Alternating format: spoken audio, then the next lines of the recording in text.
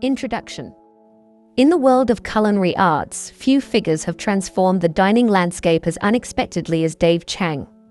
A first-generation Korean-American raised in Virginia, Chang burst onto the New York restaurant scene in the early 2000s, challenging established culinary hierarchies with his audacious approach to food. Where others saw boundaries between high and low cuisine, between Eastern and Western flavors, Chang saw opportunities for delicious rebellion.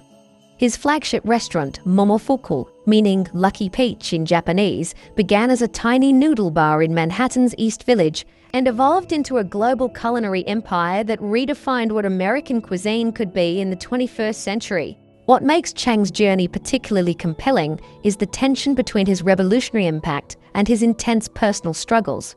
Behind the brash confidence and culinary innovation lies a man battling severe bipolar disorder, crippling self-doubt, and explosive anger.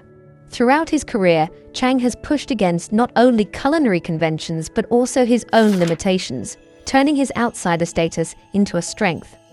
His story offers profound insights into the relationship between creativity and mental health, the evolution of American food culture, and the possibility of finding purpose through pursuing one's unique vision, even when that vision feels impossibly out of reach.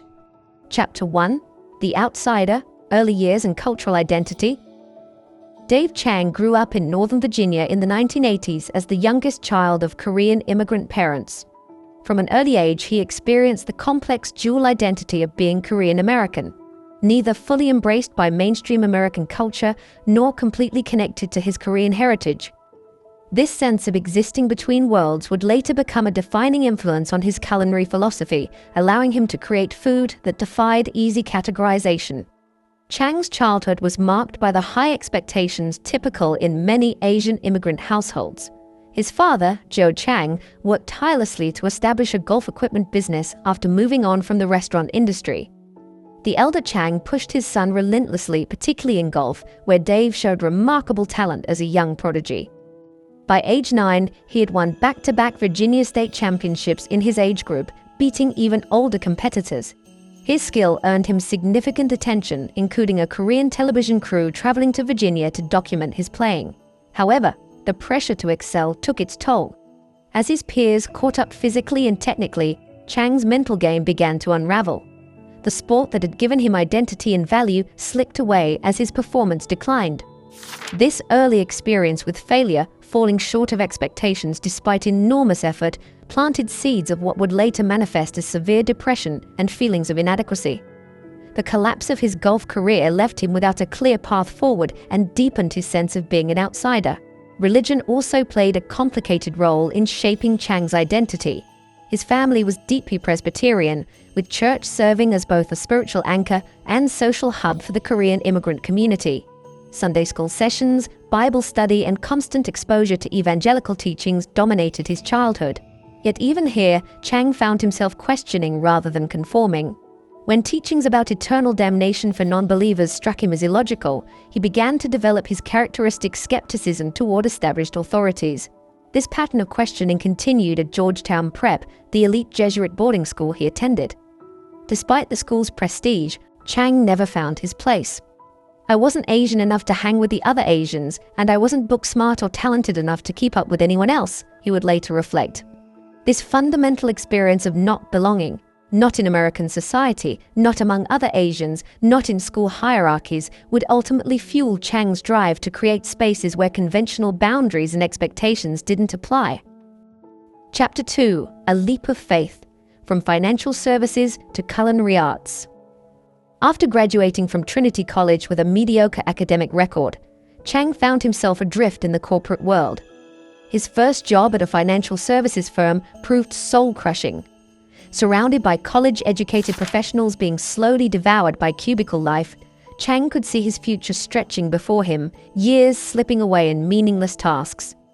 In a moment that would define his career trajectory, he drunkenly announced his contempt for the job at a company holiday party, fully expecting to be fired. Instead, the company offered him a raise. The absurdity of the situation confirmed what Chang already felt: he needed a radical change.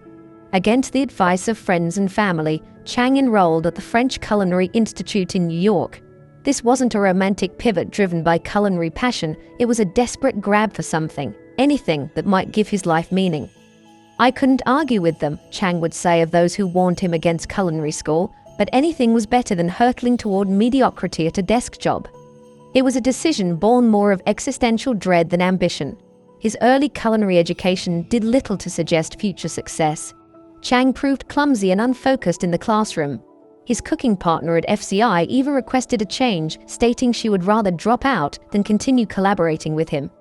Yet, something about the kitchen environment spoke to Chang in a way his previous pursuits hadn't. Despite his technical struggles, he became obsessed with the restaurant industry, constantly discussing establishments he'd never even visited. Chang's real education began when he secured an unpaid position at Tom Colicchio's acclaimed restaurant Craft. On his first day, tasked with preparing 9 quarts of precisely diced vegetables, Chang spent an entire night producing just 1/3 of what was needed, and even that was deemed unusable. Most aspiring chefs would have quit after such humiliation, but Chang returned the next day and the day after that. Where his talent failed him, his sheer determination compensated. For 6 months, he worked without pay until finally earning a position on the staff. The kitchen environment provided Chang with structure and purpose that had been missing in his life. More importantly, it offered a meritocratic space where his work ethic could overcome his outsider status. Under the mentorship of figures like Marco Canora and Jonathan Beno, Chang absorbed both culinary techniques and philosophical approaches to food. After Craft, he moved to Café Belud under Andrew Camillini, where he tackled increasingly complex and labor-intensive preparations. Though it wasn't apparent at the time, these experiences were laying the groundwork for a revolutionary approach to cooking. One that would respect technique and quality while rejecting pretension. Chapter 3. Building Momofuku. Innovation through necessity. In 2004, with minimal financial resources and even less business experience, Chang opened the original Momofuku noodle bar in a tiny 600-square-foot space in Manhattan's East Village. The venture represented a staggering risk. Chang had borrowed $100,000 from his father and added his life savings of $27,000, betting everything on a concept that few understood. Ramen was not yet the ubiquitous urban staple it would later become. Many Americans still associated it only with cheap college dorm food. Chang's vision of an Asian-influenced restaurant serving high-quality food in a casual setting at affordable prices seemed destined to fail. The early days were catastrophic. Infrastructure problems plagued the tiny restaurant, flooding, electrical shorts, inadequate hot water, and constant threats of health department shutdowns. Chang and his sole initial collaborator, Chef Joaquin Kino Baca, worked punishing hours with minimal staff. The food, by Chang's own admission, was uninspired: frozen dumplings, bland noodle soups, and nothing that represented a coherent vision. Customers were unimpressed, critics were uninterested, and money was rapidly running out. What saved Momofuku was a fundamental pivot. Facing imminent failure, Chang and Baca abandoned their attempts to meet perceived customer expectations and began cooking food they themselves wanted to eat. "We threw out anything that smelled of fear and started shooting from the hip," Chang would later explain.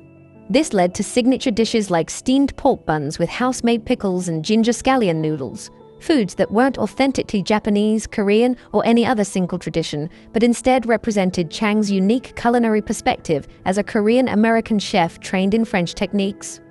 This breakthrough illuminated what would become Chang's core philosophy, rejecting false binaries between ethnic and fine dining, between high and low cuisine.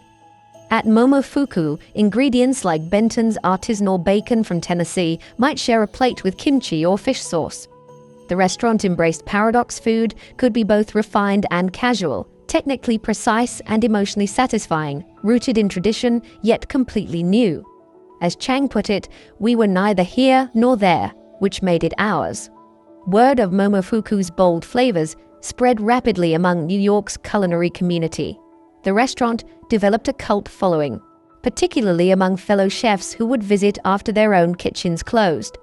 This peer recognition led to a review in the New York Times that, while appearing in the paper's 25 and under column, changed everything.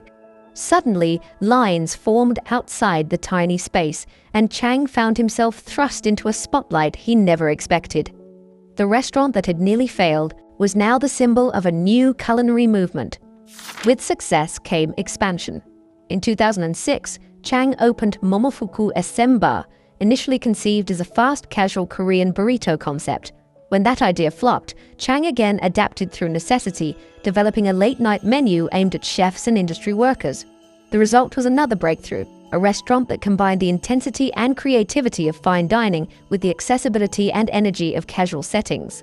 2 years later came Momofuku Co., a tiny tasting menu restaurant that earned 2 Michelin stars in its first year, an unprecedented achievement that cemented Chang's status as a revolutionary force in American dining. Chapter 4: Mental Health Struggles, Bipolar Disorder and Creative Drive. Behind Chang's meteoric rise lay a devastating mental health battle that both fueled and threatened to destroy his success. Long before receiving a formal diagnosis of bipolar disorder, Chang had experienced profound depression. During his time at Café Boulud, while working punishing hours in one of New York's most demanding kitchens, Chang reached a breaking point. "I wanted to die," he would later admit. The pressure of the kitchen, family illness, and his own persistent feelings of inadequacy created a perfect storm of despair. Rather than seeking traditional help, Chang channeled this darkness into a radical gamble, opening Momofuku. He saw the restaurant as a final attempt to find meaning before surrendering to suicidal impulses. If nothing mattered, if I wasn't going to beat this depression and I wasn't going to make it in the fine dining world, what did I have to lose? This perspective gave Chang a freedom that more established chefs lacked. He could take risks others wouldn't because, in his mind, the worst possible outcome had already been accepted. The relationship between Chang's mental health and creativity proved complex. His manic episodes generated boundless energy and innovative thinking. During these phases, he could work for days with minimal sleep, developing recipes and restaurant concepts at a feverish pace. His depression, meanwhile, drove a relentless perfectionism and dissatisfaction with the status quo that pushed him to constantly reinvent his food and businesses. As he would later observe, "My success is completely tied to my depression." Yet this same condition created enormous challenges. Chang's explosive anger became legendary in the kitchen, frightening staff and sometimes even diners. These outbursts weren't calculated management tactics, but uncontrollable emotional dysregulation that left Chang himself shaken and ashamed. He fought against what he called temporary states of psychosis, where he couldn't distinguish friend from foe, where minor kitchen errors felt like personal betrayals. The pressure only intensified as Chang's fame grew. Media attention, awards, and expansion brought new stresses and expectations. By his mid-30s, Chang was overseeing multiple restaurants across continents while battling severe personal crises. The tragic death of a young cook under his mentorship, a devastating loss Chang couldn't help but partially blame himself for, sent him spiraling into one of his darkest periods. He gained weight, withdrew from relationships, and questioned whether he should continue in the business. Recovery came gradually, through a combination of therapy, medication, and the support of mentors like executive coach Marshall Goldsmith, who helped Chang develop better leadership strategies and emotional regulation. Perhaps most significantly, Chang began to accept that his mental health required ongoing management rather than a one-time fix. This journey towards self-awareness coincided with meeting his future wife, Grace, whose stability and understanding provided crucial ballast to Chang's turbulent emotional landscape. Chapter 5: Breaking Boundaries, Redefining Asian American Cuisine. Chang's most profound cultural contribution may be his redefinition of what Asian American cuisine could be in the 21st century. Growing up, he had internalized a hierarchy that placed European cooking techniques and traditions above all others. "I was embarrassed by the smell of our kitchen and the look of our Korean food," he admits of his childhood. This cultural shame, common among immigrant children, initially led him to distance himself from his heritage in professional settings.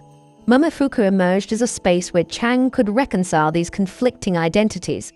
Rather than presenting authentic Korean dishes or diluting Asian flavors for Western palates, he created a third path: food that reflected his experience as someone who moved between cultural worlds.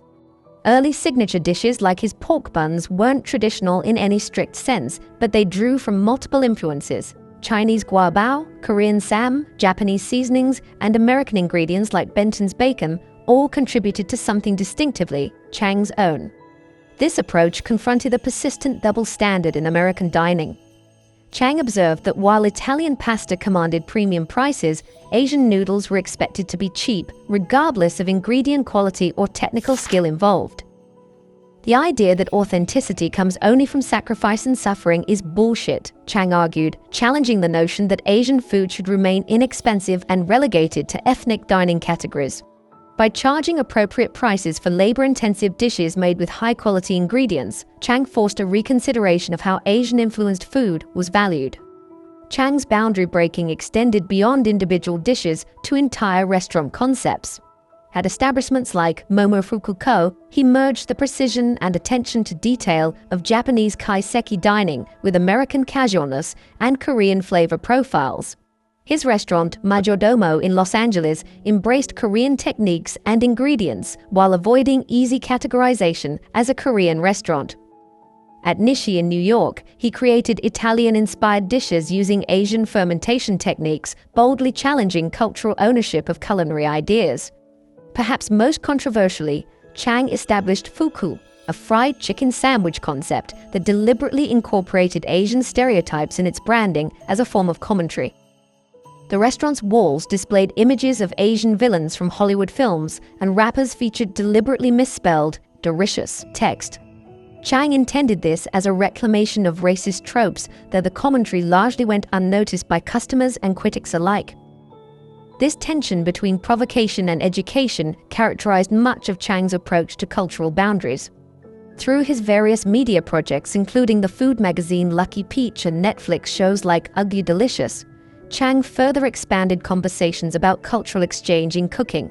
He consistently advocated for seeing food as fluid rather than fixed, challenging both cultural gatekeeping and appropriation. Deliciousness is a meme, he argued. Its appeal is universal, and it will spread without consideration of borders or prejudice. Chapter 6. Evolving as a Leader, From Anger to Empathy.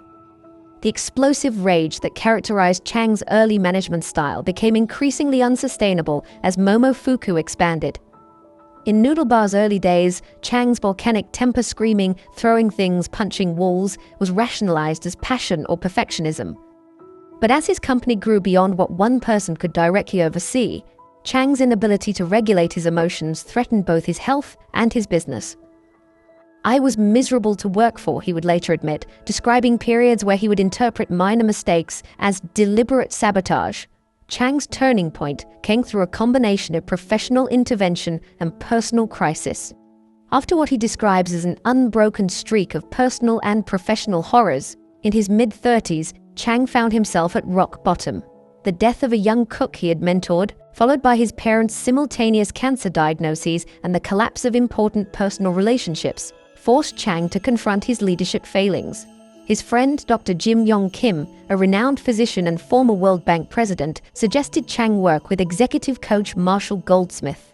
Goldsmith's approach was blunt and data-driven. He conducted 360-degree feedback, interviews with 30 of Chang's employees, friends, and family members, gathering unfiltered assessments of Chang's leadership. The results were sobering. "It's incredible to us," Goldsmith told Chang, "that so many people have stayed by your side for so long when they can't stand you." This brutal honesty became the foundation for Chang's transformation. Under Goldsmith's guidance, Chang began what the coach called the gradual of his leadership style. He learned to practice active listening, to check his impulses before exploding, and most importantly, to recognize that his team's success was not a reflection of his own ego. Chang summarized this shift. "I believed that I was Momofuku, and that everything I did was for Momofuku. Therefore, whatever was good for me was good for Momofuku." He now understood the fundamental error in this thinking.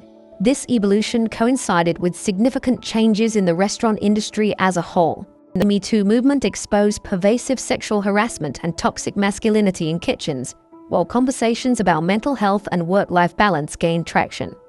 Chang, who had once embodied the stereotype of the volatile chef tyrant, became an advocate for industry reform. He implemented better HR policies, created more transparent communication channels, and began delegating meaningful authority to others. Perhaps most significantly, Chang gradually began elevating women to leadership positions throughout his organization. Marguerite Mariscal, who started as an intern in 2011, eventually became CEO of Momofuku, a transition that represented Chang's growing recognition that the company needed leadership beyond his own capabilities. This shift toward collaboration rather than control marked a profound personal evolution for someone who had previously insisted on being at the center of every decision. Chapter 7: Legacy and Lessons: Finding Balance in Life and Work. As Chang entered his 40s, personal growth and professional evolution converged. Meeting his wife Grace and becoming a father to their son Hugo provided him with perspective that had previously eluded him. "I look at him and I am grounded," Chang says of his son, "my son. The purest love I know and my greatest responsibility." This newfound stability allowed Chang to approach his work with more balance and clarity. Momofuku's expansion across multiple cities and concepts brought new challenges that required Chang to adapt his leadership philosophy. Where early Momofuku had thrived on chaos and improvisation, the maturing organization needed systems and structure. Chang compared this necessary evolution to the molting process of lobsters. Lobsters grow by molting. They shed their old shell to reveal a new, soft shell that will eventually grow and harden around them. By the time they're done, there's no sign of the lobster they were. The only sign that a lobster is dying, Chang noted, is when it stops molting. This insight, that growth requires periodic vulnerability and reinvention, became central to Chang's approach to both business and personal development. At restaurants like Majordomo in Los Angeles, he deliberately designed uncomfortable situations to prevent complacency. When staff developed efficient systems that made service too predictable, Chang would introduce new complications to maintain creative tension. "The day you stop making mistakes," he argued, "is the day you stop growing." Chang's perspective on cultural appropriation and authenticity also evolved. Where he once railed against San Francisco chefs for serving figs on a plate with nothing on it, he later recognized the revolutionary nature of Alice Waters' approach to ingredient-driven cooking. Similarly, his understanding of Asian stereotypes in American culture deepened. Projects like Fuku, which initially aimed to reclaim racist tropes through ironic deployment, gave way to more nuanced explorations of cultural identity through restaurants like Kawi, where chef Unjo Park was encouraged to express her unique Korean-American perspective. Perhaps most significantly, Chang began to reconsider his relationship with mental health. After years of viewing his bipolar disorder as both burden and fuel, he reached a more balanced understanding. "Working hard creates my own gravity," he explained. "The more I work, the more I am on terra firma." Yet he also recognized the need to save something for the swim back, a reference to the science fiction film Gattaca, in which the protagonist wins a swimming competition by never conserving energy for the return journey. Throughout his career, Chang had prided himself on never holding anything back, on giving everything to his restaurants at the expense of his personal life.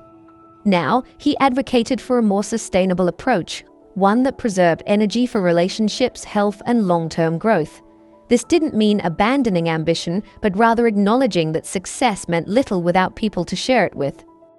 Summary: Dave Chang's remarkable journey from struggling outsider to culinary revolutionary reveals a profound truth. Sometimes our greatest strengths emerge from our deepest struggles. His ability to transform feelings of not belonging in American society, Asian communities, and traditional kitchen hierarchies into a revolutionary culinary perspective changed how we think about food, culture, and creativity. By embracing the space between established categories, Chang created something authentically his own, and, in doing so, expanded possibilities for an entire generation of chefs. The lessons from Chang's life extend far beyond the kitchen. His battle with bipolar disorder offers valuable insights into the relationship between mental health and creativity, how the same condition that drives innovation can also threaten to destroy it if left unmanaged. His evolution as a leader, from rage-fueled perfectionism to empathetic collaboration, demonstrates that growth requires not just ambition, but vulnerability and willingness to change. For anyone feeling caught between worlds or struggling to find their unique voice, Chang's story offers a powerful reminder that our greatest contributions often come not from fitting in, but from having the courage to create something new from our contradictions.